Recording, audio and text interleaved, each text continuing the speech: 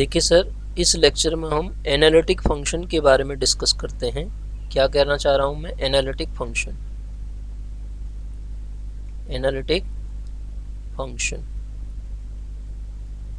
ठीक है। मैं जो भी ये लेक्चर बना रहा हूँ ना सर, इसकी प्लेलिस्ट बना रहा हूँ। आप प्लेलिस्ट पे जाके अगर कोई टॉपिक छूट गया तो प्लेलिस्ट में जाके सर्च कर सकते हैं, ठीक है। प्लेलिस्ट में जाइए और सर्च करिए, प्लेलिस्ट से आपको वीडियो मिल जाएंगी, ठीक है। दूसरा, हमारा जो एप्लीकेशन है गूगल प्ले स्टोर से, मृत्युंजय क्लासेस, आप उसको प्लीज़ डाउनलोड करिए, ठीक है। तो एनालिटिक फंक्शन देखिए, सबसे पहले एनालिटिक फंक्शन समझने से पहले हम कंटिन्यूटी समझते हैं, ठीक है। कंटिन्यूटी कॉम्प्लेक्स वैल्यूड फंक्शन की मैं बात कर रहा हूँ सर। कॉम्प्लेक्स वैल्यूड फंक्शन होता क्या है? W बराबर एफ जेड। सर ध्यान दीजिएगा, W को हम क्या लिखते हैं? U plus i v. Sir U किसका फंक्शन होता है? x कॉमा वाई का, प्लस आई वी अगेन किसका फंक्शन होता है? x कॉमा वाई का। ध्यान दीजिएगा, W बराबर हमने कहा कि एफ जेड है, जो कि U प्लस आई वी तरीके से लिखा जाएगा। ये इसे कॉम्प्लेक्स वैल्यूड फंक्शन कहते हैं। किसी पॉइंट z बराबर z नॉट पे दिया गया function complex valued function continuous होगा कब? जब ये u x कॉमा वाई, ठीक है। ध्यान दीजिएगा, u क्या है? रियल पार्ट है। u क्या है? Real part. z नॉट का मतलब x nought plus i y nought से है, ठीक है। या आप एक्स वाई लिखें, x nought plus i y not.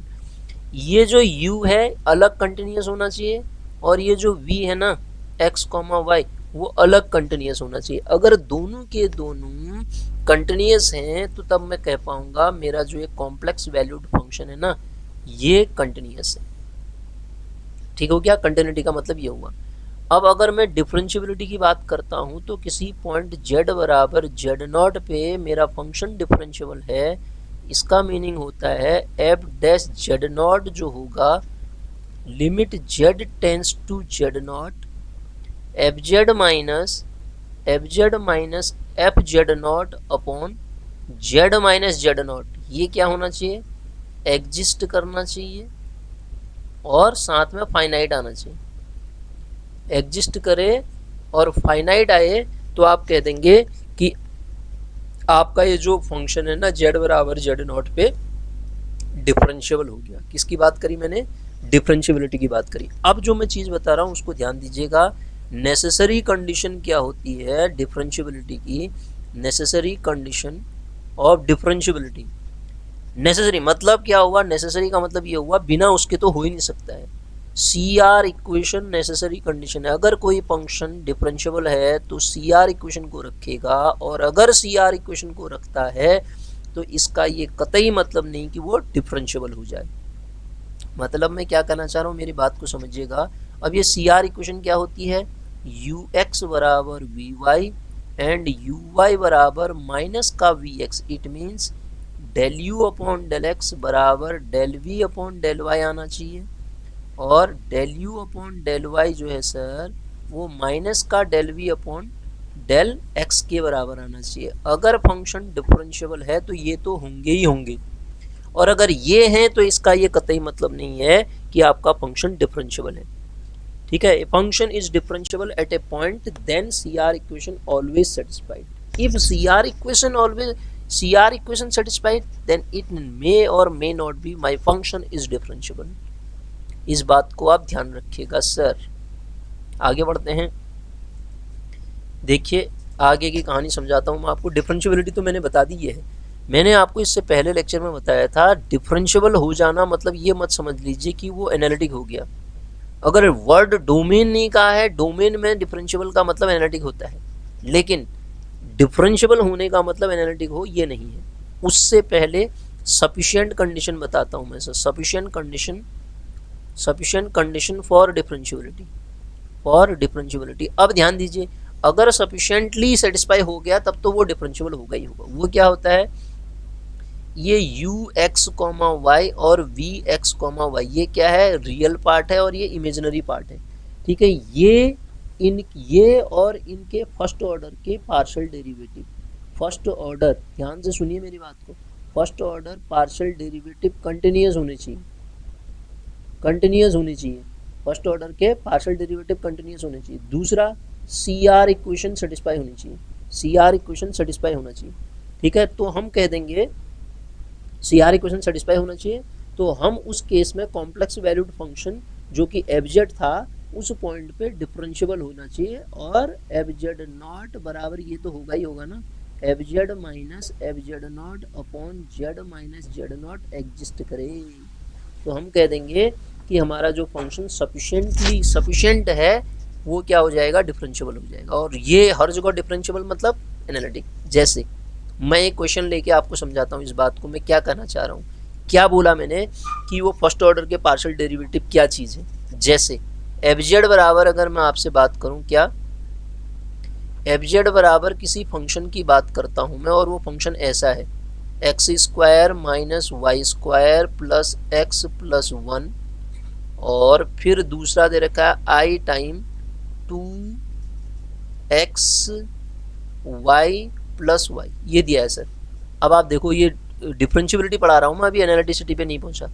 You x comma Y आप मेरे से कहोगे तो मैं कहूँगा सर वो है x square minus Y square plus x plus 1।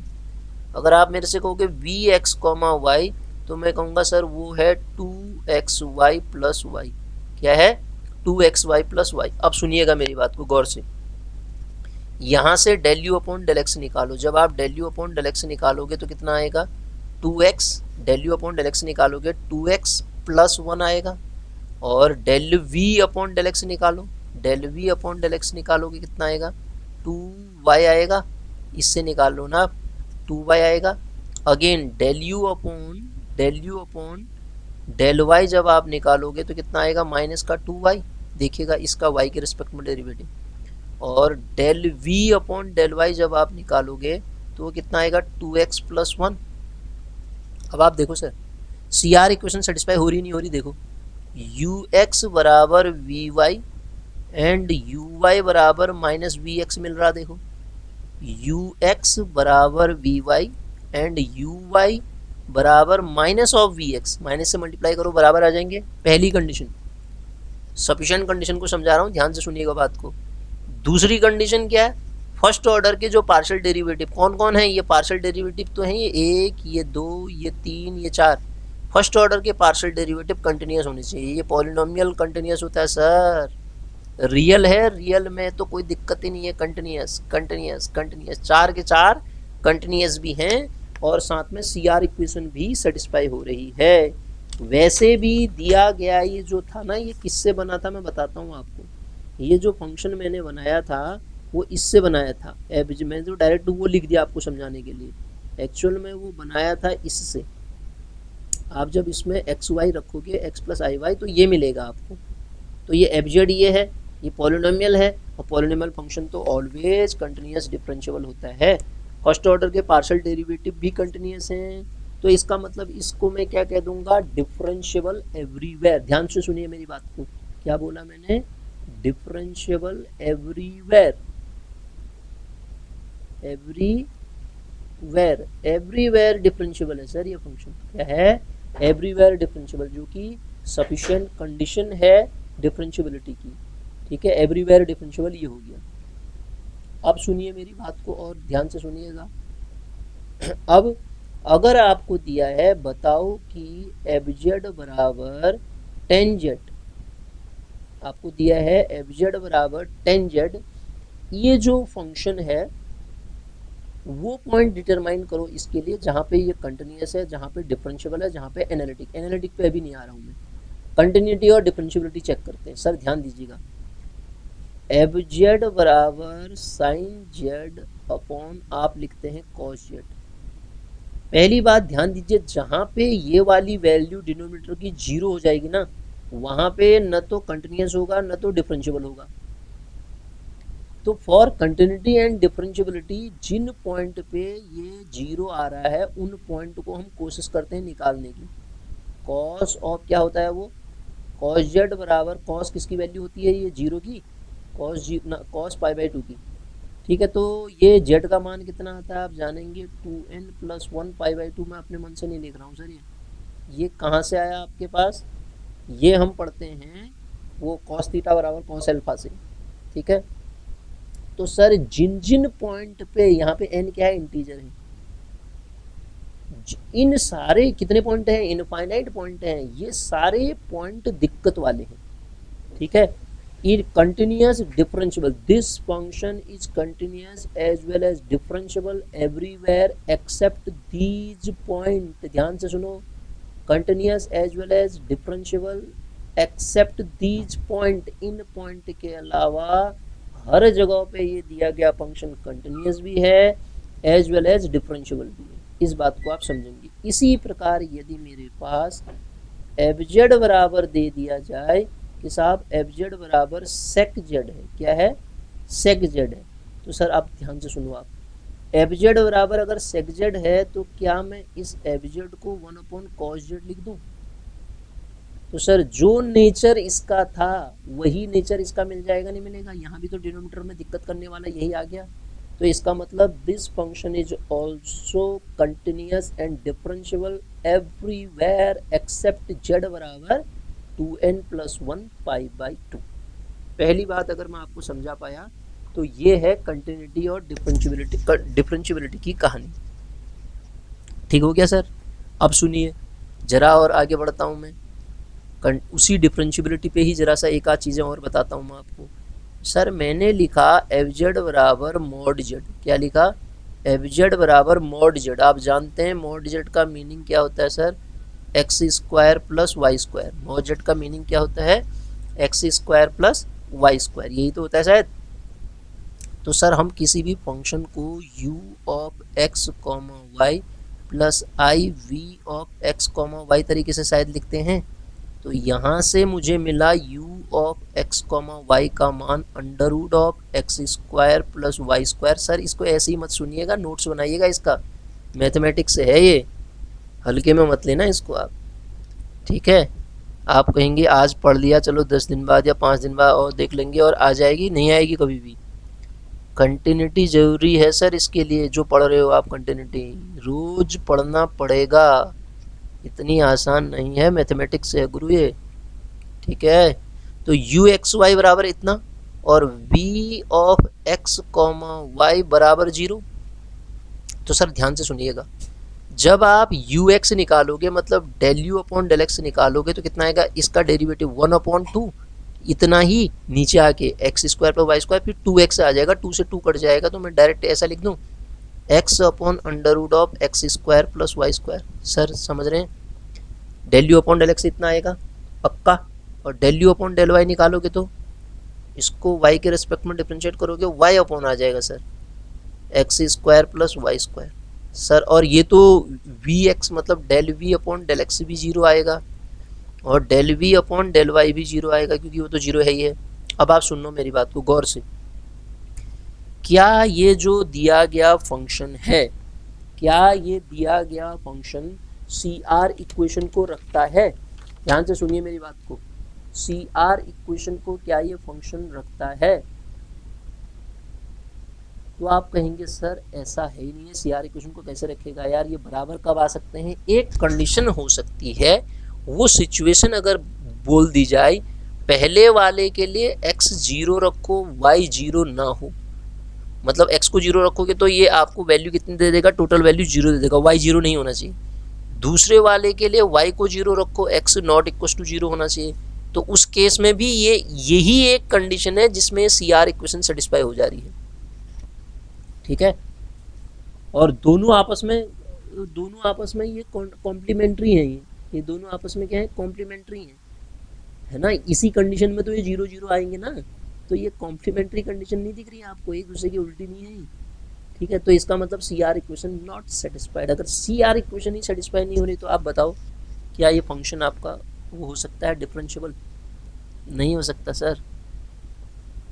अब सुनिए, जो इम्पोर्टेंट चीज़ मैं आपको समझाना चाह रहा था वो होती है एनालिटिसिटी। सर कोई भी फंक्शन एनालिटिक कब कहलाता है, ध्यान से सुनना मेरी बात को। माना मैंने कोई, जैसे ये एग्जांपल लेता हूँ फिर समझाता हूँ हमें, एफजेड बराबर मैंने लिया मॉड z², गौर से सुनना बात को। एफजेड बराबर सर मैंने क्या लिया, मॉड z²। अगर मैं एफजेड बराबर मॉड z² को सॉल्व करने लगा तो मैं पाऊंगा ये आएगा मेरा x² + y², ठीक हो गया सर। यहाँ से जब मैं यू एक्स कॉमा वाई को निकाला तो वो आया x square plus y square, और मैं निकाला वी एक्स कॉमा वाई को तो सर वो जीरो आया क्योंकि उसको है नहीं इसमें। ठीक है sir.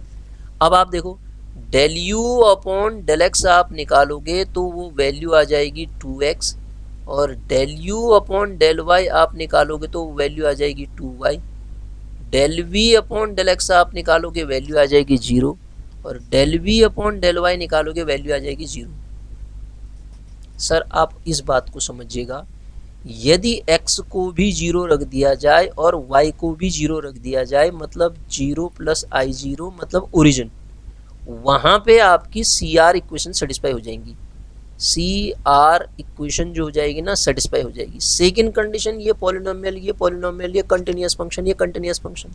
Second condition partial derivative continuous भी हो जाएंगे। तो इसका मतलब z बराबर 0 पे मेरा फंक्शन क्या हो गया, डिफरेंशियबल हो गया। कंटिन्यूअस तो है ही, वो डिफरेंशियबल हो गया। z बराबर 0 पे सी आर इक्वेशन भी सेटिस्फाई हो रही है सर। z बराबर 0 पे ये जो मेरा फंक्शन है ये डिफरेंशियबल भी हो गया। तो यहाँ से अब आपको एनालिटिसिटी समझ में आएगी, गौर से सुनना। मैं फिर बोल रहा हूँ, ये इतनी बार बोल दिया आपसे कि डिफरेंशियबल होने का मतलब एनालिटिक नहीं होता है सर।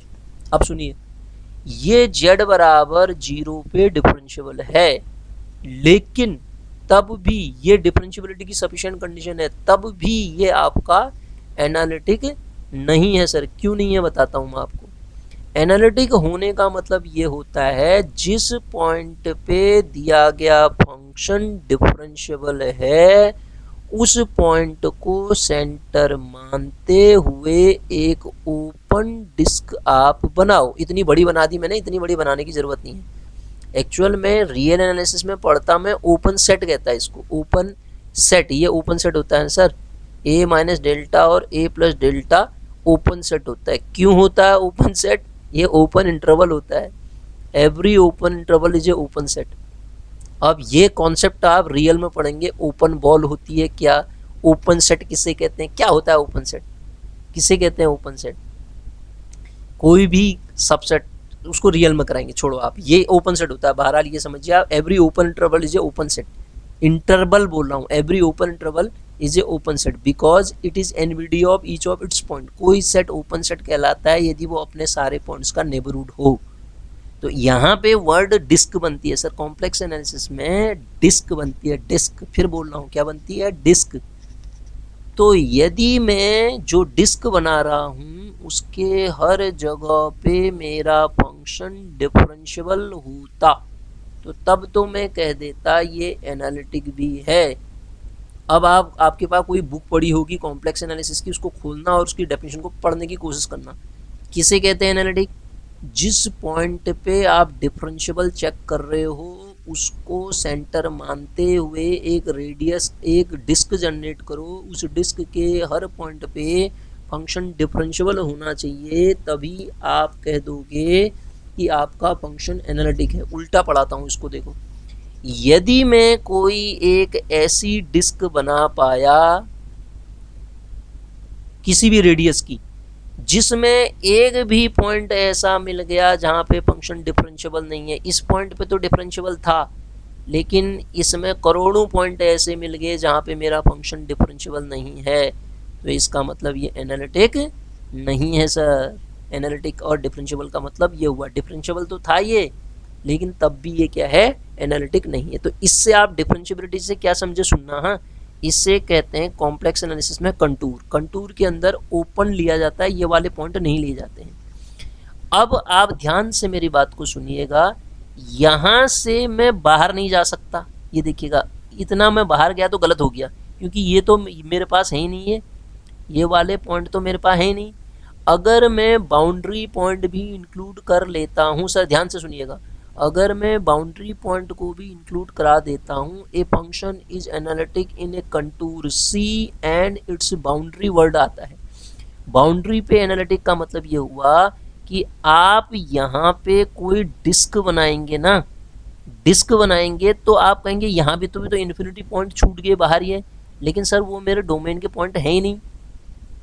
जो भी डोमेन के अंदर है वहाँ अंदर हर जगह पे आपको डिफरेंशियल मिलेगा। सर ध्यान दीजिएगा मैं क्या कहना चाह रहा हूँ, ये ध्यान दीजिएगा। यहाँ ओपन डिस्क बनाई, यहाँ पे डिफरेंशियल था, तो इसको सेंटर मानते हुए मैंने एक रेडियस बना दिया सर्किल, ओपन डिस्क बना दी। आप कहेंगे उसमें तो ये वाले पॉइंट भी आने दो, उससे क्या फ़र्क पड़ता है, वो मेरे डोमेन में है ही नहीं। जो भी सेट डोमेन के अंदर आ रहा है उसके हर पॉइंट पे मेरा फंक्शन मुझे डिफरेंशियल मिल रहा है। अगर ऐसा हो गया तो मैं कह दूंगा मेरा फंक्शन जो है किसी पॉइंट z बराबर z0 पे एनालिटिक है। अब ध्यान से मैं जो बोल रहा हूँ लिखूंगा नहीं, सुनिएगा। If every open disc centred at z0 contain, अगर हर ओपन डिस्क जिसका सेंटर z0 है contain at least one point at which the function is not differentiable, अगर एक भी पॉइंट पा पाया मैं, जहाँ यहाँ तो इनफाइनाइट पॉइंट मिल गए थे, इस ओपन डिस्क में आपने एक भी पॉइंट ऐसा नहीं पाया कि जहाँ पे फंक्शन एनालिटिक नहीं, डिफरेंशिएबल नहीं है। आप कहेंगे ये पॉइंट हमने पा दिया, मैं कहूँगा ये तो मेरे डोमेन के अंदर का है ही नहीं, डोमेन तो मेरा इतना ही है ना, ये इसमें मैंने कोई भी पॉइंट ऐसा नहीं पाया जहाँ पे फंक्शन डिफरेंशिएबल नहीं है। अंदर तो सब जगह होगा, यहाँ बाउंड्री के लिए बता रहा हूँ मैं आपको। तो ये फंक्शन क्या हो जाएगा, डिफरेंशिएबल हो जाएगा। डिफरेंशिएबल के साथ साथ एनालिटिक भी हो जाएगा। सर एनालिटिक और डिफरेंशिएबल में इतना अंतर होता है। इसके बाद हम आगे आपको मिलने थॉमसन मेथड और CR इक्वेशन की पोलर फॉर्म और ये एनालिटिक फंक्शन के एग्जाम में कैसे क्वेश्चन आते हैं उसके बारे में डिस्कस करेंगे। Thank you.